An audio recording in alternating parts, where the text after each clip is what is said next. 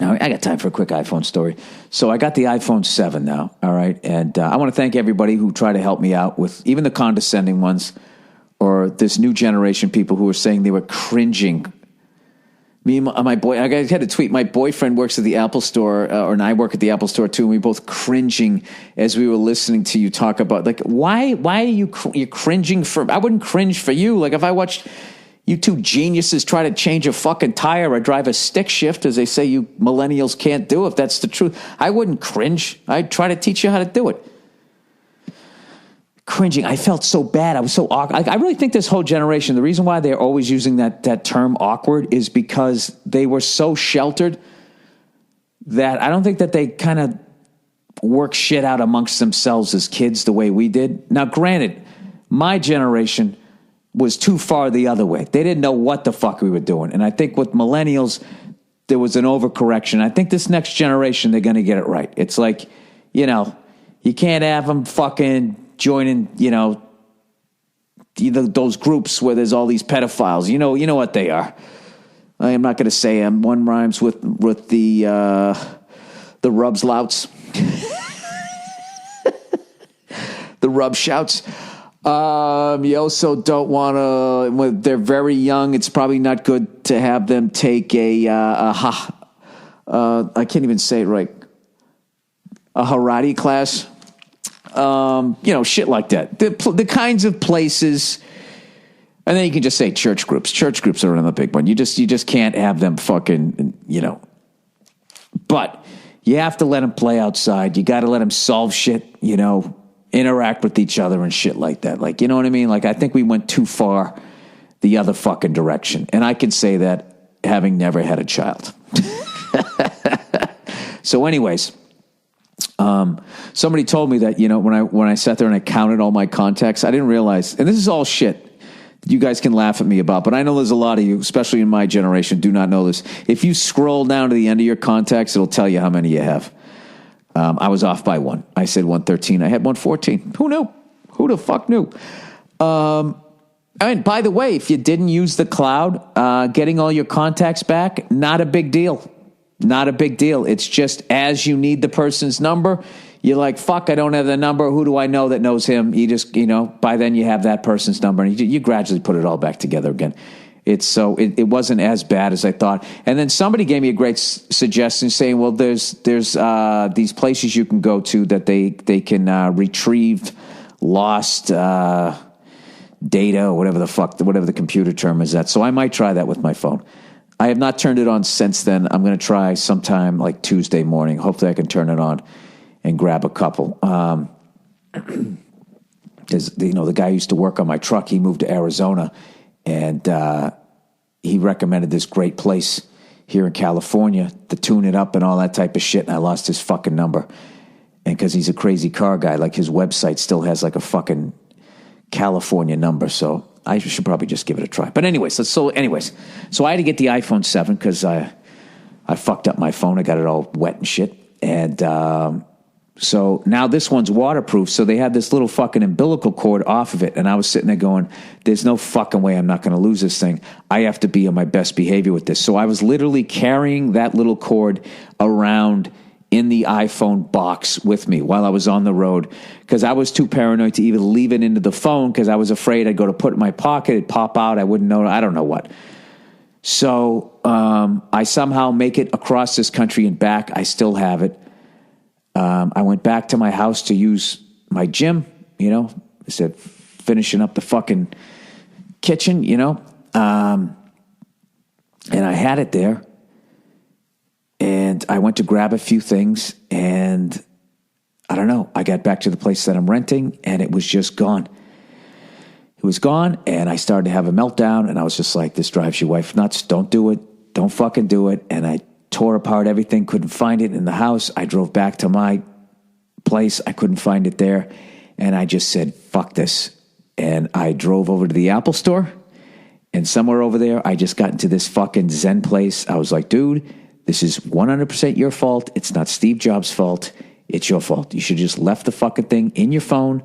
I'm sure you can pick up the phone and fucking shake it. And I'm sure nothing, I'm sure it probably doesn't even come out.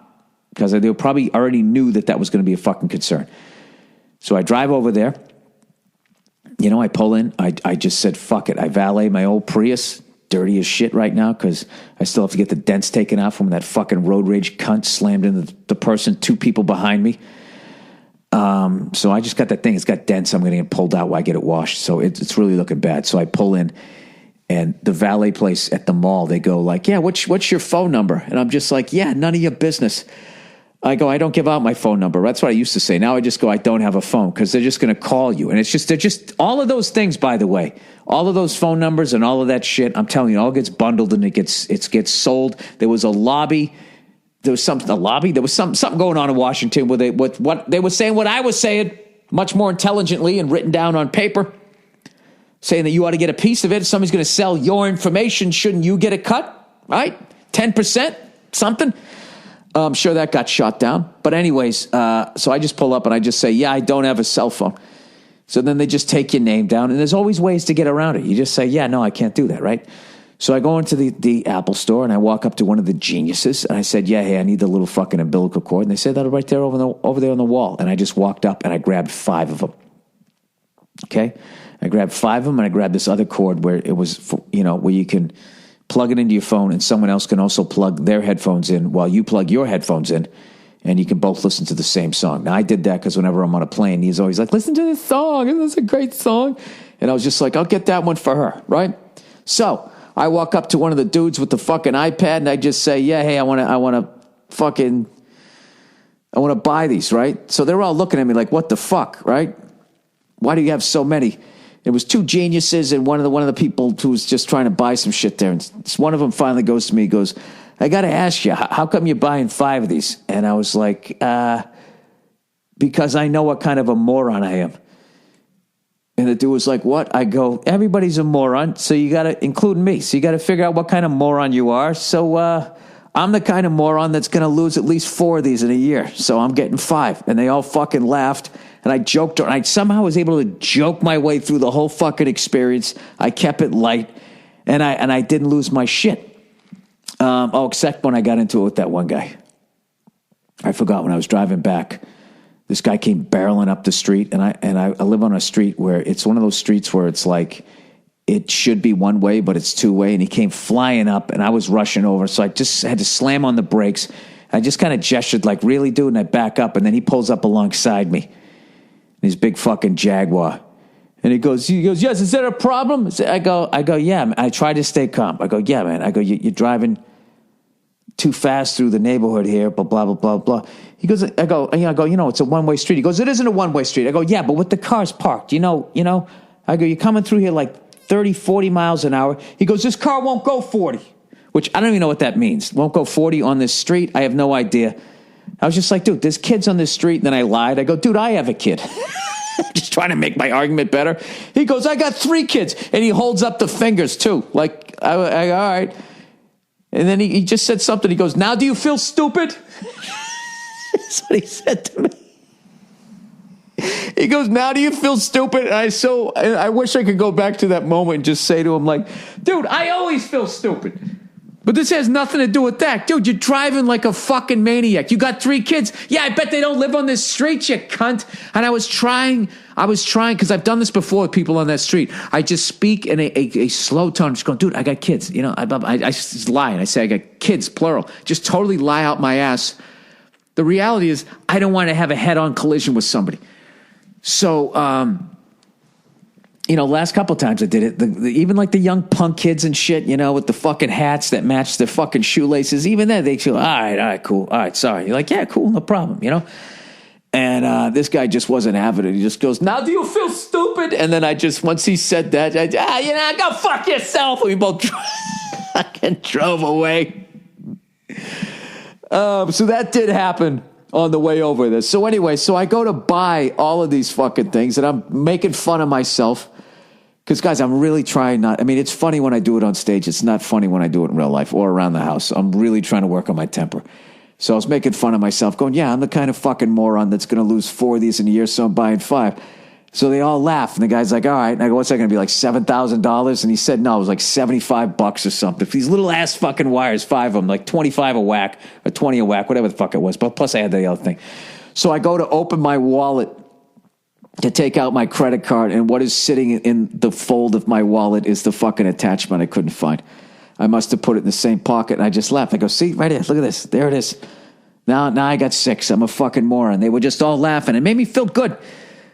Even though they were laughing at me, it just made me feel better that, I don't know. I gotta learn how to fucking do that, man, because I am a lot.